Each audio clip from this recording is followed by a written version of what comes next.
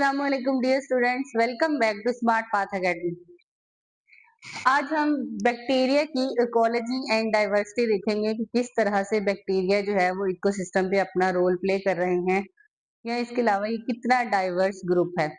So previous lecture में हमने क्या देखा था कि फ्लैजेला क्या होता है, क्लासिफिकेशन क्या है, कितने टाइप्स के फ्लैजेला पाए जाते हैं एक बैक्टीरिया के अंदर, और मोनोट्राइकस होते हैं, एम्फीट्राइकस होते हैं, किस टाइप के फ्लैजेला जो है वो बैक्टीरिया के अंदर पाए जाते हैं।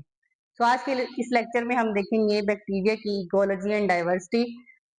तो सबसे पहले हम ये देख लेते हैं, अर्थ के ऊपर इवॉल्व होने वाले सबसे पहले ऑर्गेनिज्म आपके पास प्रोकैरियोट्स थे, जो कि 3.5 बिलियन ईयर्स अगो जमीन के ऊपर आए, और उन्होंने तकरीबन 2 बिलियन ईयर्स जो है वो अर्थ के ऊपर रहे। उसके अलावा कोई और लाइफ एग्जिस्ट नहीं करती थी, सिर्फ और सिर्फ प्रोकैरियोट्स ही प्रेजेंट थे।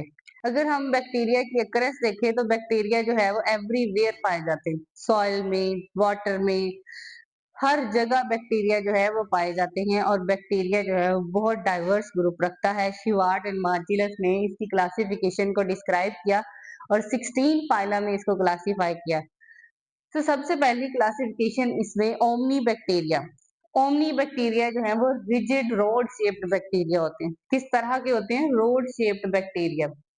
रोड शेप्ड बैक्टीरिया जो है वो आपके पास ओमनी बैक्टीरिया है। ये हेट्रोट्रोफिक इन नेचर है, मतलब ये कि ये अपनी खुराक do not prepare their own food, अपनी खुराक खुद प्रिपेयर नहीं कर सकते। और उसके अलावा ये क्या होते हैं? ये ग्राम नेगेटिव होते हैं, एरोबिक होते हैं, और उसके अलावा इनके अंदर फ्लैजेला प्रेजेंट होता है। और इसके अलावा इनमें बहुत सारे जो हैं वो पैथोजेंस होते हैं, लाइक इकोलाई एंड विब्रो वगैरह। ये पैथोजेनिक बैक्टीरिया हैं, ये डिजीज काज करते हैं। सेकंड हमारे पास आ जाती है सियानो बैक्टीरिया। सियानो बैक्टीरिया बैक्टीरिया की मोस्ट डाइवर्स क्लास है, मोस्ट डाइवर्स फाइला है सियानो बैक्टीरिया, जिसको फोटोसिंथेटिक बैक्टीरिया कहा जाता है।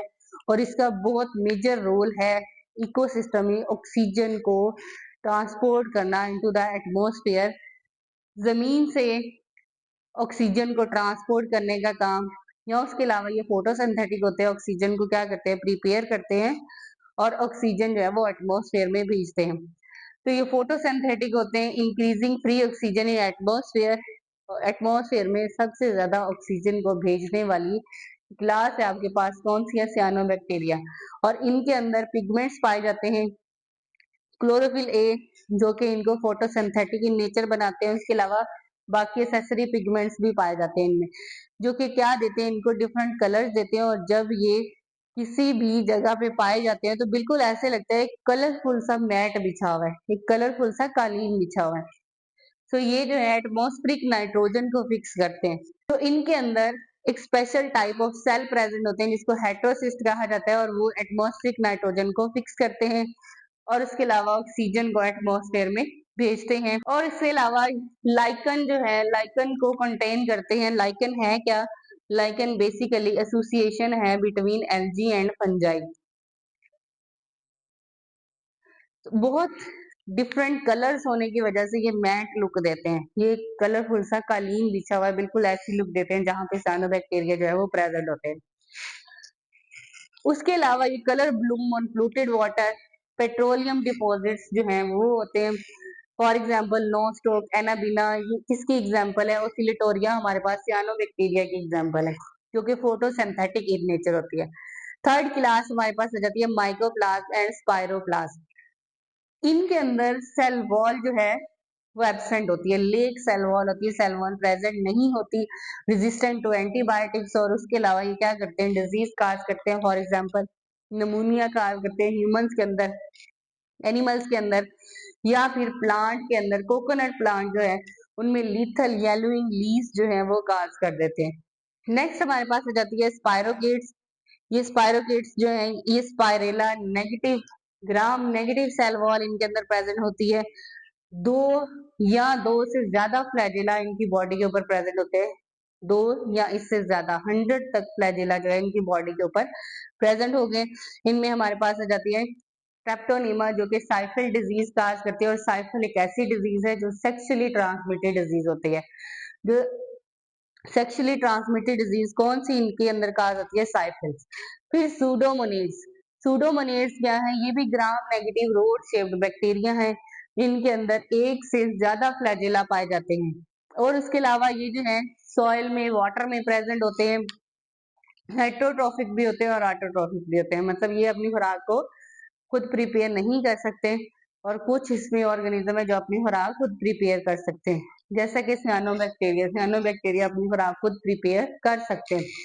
इनमें भी कुछ ऐसी स्पीशीज हैं जो अपनी खुराक को खुद प्रिपेयर कर सकती हैं और मोस्टली जो है वो क्या होते हैं? हेटरोट्रॉफिक इन नेचर होते हैं और ज्यादातर इनमें प्लांट पैथोजेंस होते हैं। प्लांट्स के अंदर डिजीज काज करते हैं, उनके अंदर डिनाइट्रिफिकेशन कर देते हैं, नाइट्रोजन की कमी आ जाती है प्लांट्स के अंदर। For example pseudomonads usually harmless but harmful for weak people. अब होता क्या है, जिनका इम्यून सिस्टम जो है वो स्ट्रॉन्ग नहीं होता, वीक होता है, एज सच तो ये डिजीज काज नहीं करते हैं, लेकिन उनके लिए ये क्या है? हार्मफुल है। जिनका इम्यून सिस्टम क्या होगा? वीक होगा, उनके ऊपर जल्दी अटैक करेंगे। फिर उसके बाद आपके पास आ जाते हैं एक्टिनोमाइसीट्स। एक्टिनोमाइसीट जो है वो फिलामेंटस होते हैं, फिलामेंट लाइक होते हैं और ये स्पोर्स प्रोड्यूस करते हैं और इसके अलावा ये नाइट्रोजन फिक्सर होते हैं। ये नाइट्रोजन को, डेड ऑर्गेनिक मैटर से, सॉइल से नाइट्रोजन को फिक्स करते हैं, रूट नोड्यूल्स के साथ अटैच होते हैं, डिफरेंट प्लांट्स की एसोसिएशन बना रहे होते हैं, खुद उनसे प्रोटेक्शन ले रहे होते हैं और बदले में उनको नाइट्रोजन फिक्स करके दे रहे होते हैं। तो एंटीबायोटिक्स इसमें तकरीबन 150 एंटीबायोटिक्स जो है वो पाई जाती है जो कि एंटी एक्टिनोमाइसीट से बनती है।